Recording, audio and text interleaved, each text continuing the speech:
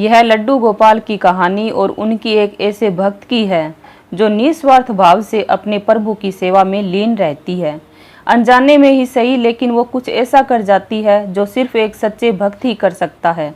और फिर श्री कृष्णा के बाल स्वरूप लड्डू गोपाल की अपार कृपा उस पर बरसाती है। तो चलिए अब इस कहानी का आरंभ करते हैं। एक समय की बात है, एक गांव में दो बूढ़ी स्त्रियां रहती थी। दोनों का इस जगत में कोई नहीं था।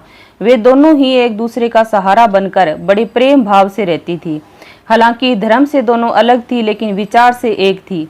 उनमें से एक महिला हिंदू धर्म की थी और दूसरी जैन धर्म की थी। दोनों अपने अपने धर्म के हिसाब से प्रभु की आराधना किया करती थी। उनमें से हिंदू धर्म की महिला थी, उसने अपने घर के मंदिर में श्री कृष्णा के बाल स्वरूप लड्डू गोपाल को बड़े प्रेम भाव से विराजमान किया हुआ था और उन्हें प्रतिदिन एक बालक की भांति प्रातःकाल नहलाकर धुलाकर सुंदर वस्त्र आभूषण आदि पहनाकर तैयार करती थी।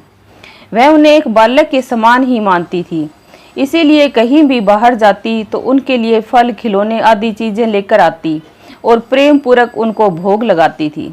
इसी तरह वे दोनों महिलाएं एक दूसरे के परस्पर सहयोग से अपना सुखमय जीवन व्यतीत कर रही थी।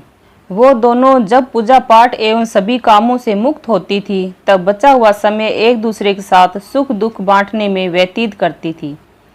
कुछ समय बीतने के बाद श्रावण मास में हिंदू महिला को तीर्थ यात्रा पर जाने का अवसर मिला। तब उसने अपनी अति प्रिय उस जैन धर्म की महिला से भी चलने के लिए कहा।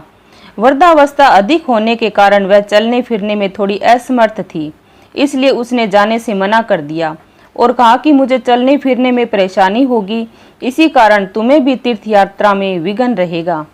तब वो हिंदू महिला उदास मन से तीर्थ यात्रा पर अकेले ही जाने के लिए तैयार हो गई और जाते वक्त उसने उस जैन महिला से कहा, सखी, मैं 1 माह के लिए तीर्थ यात्रा पर जा रही हूँ। मेरे आराध्य श्री कृष्णा बाल स्वरूप लड्डू गोपाल का ध्यान रखना, उन्हें बिल्कुल एक बालक की तरह स्नेह देना, प्रतिदिन स्नान आदि कराकर सुंदर वस्त्र आभूषण पहनाकर भोग लगाना।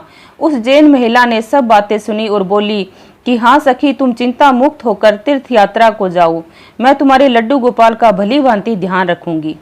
इतनी सब बातें बताकर वह महिला तीर्थ यात्रा को निकल गई और जैन महिला ने सारा कार्यभार अपने सानिध्य में लिया और बड़े उत्साह और उमंग के साथ सुबह उठकर खुद नित्य क्रम से निवृत्त होकर लड्डू गोपाल के स्नान की तैयारी में लग गई। उसके बाद जब वो उन्हें लड्डू गोपाल को नहलाने लगी तो वह उस महिला की नज़र लड्डू गोपाल के पांव की तरफ पड़ी तो वह दंग रह गई, क्योंकि उनके पैर तो मुड़े हुए थे। उसे लगा कि उसकी वजह से उनके पांव टेढ़े हो गए हैं।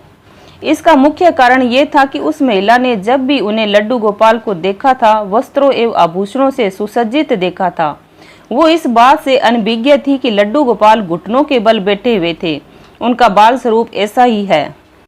वह बहुत परेशान हो गई और सोचने लगी कि मैं अपनी सखी से क्या कहूँगी। उसने इतने विश्वास के साथ मुझे ये जिम्मेदारी दी थी और मैंने लड्डू गोपाल की देखभाल सही से नहीं की। ये सब सोचकर वह चिंतन में बैठी ही थी कि उसे याद आया कि उसकी सखी ने कहा था कि लड्डू गोपाल सिर्फ एक प्रतिमा नहीं बल्कि जीवित होते हैं। बस फिर क्या था, उसने निश्चय किया कि दिन प्रतिदिन उनके पैरों की मालिश करेगी और वह दिन में कई बार ऐसा करने लगी। और जैसा कि श्री कृष्णा का स्वभाव है, वो है ही इतनी कृपालु दया निधान। उस वृद्ध महिला की इस नादान भक्ति से वशीभूत होकर उन्होंने उस पर अपनी अपार कृपा लुटा दी और एक दिन वह महिला रोज की भांति प्रातःकाल उठकर लड्डू गोपाल को नहलाने का प्रबंध कर रही थी कि उसकी नज़र उनके पैरों पर पड़ी। उसे देखा कि लड्डू गोपाल के पैर ठीक हो गए हैं और यह सब देखकर वह वृद्ध महिला खुशी से फूली न समाई और ये सारा वृत्तांत सुनाने के लिए अपनी सखी का बेसब्री से इंतजार करने लगी। कुछ समय पश्चात जब वह हिंदू धर्म की महिला तीर्थ यात्रा पूर्ण करके वापस आई तो सबसे पहले वो अपने लड्डू गोपाल के दर्शन को ललाई थी और जैसे ही उसने लड्डू गोपाल को देखा तो आश्चर्य में पड़ गई। उसने देखा कि लड्डू गोपाल खड़े हुए थे।